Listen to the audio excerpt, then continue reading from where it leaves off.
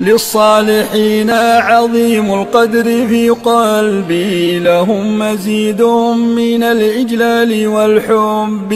أحبهم وفؤادي قد تعلقهم، ودربهم هو في درب الهدى دربي، وحبنا في سبيل الله يجمعنا، وقد شربنا فرات المنهل العذب، قرآننا هو ونور الله بصارنا، طريقنا لم نبالي بعد بالصعب، إسلامنا فاخرنا يمضي بنا قدما، لعفو ربي عن جهل وعن ذنب، ونرفع الراس بالدين العظيم،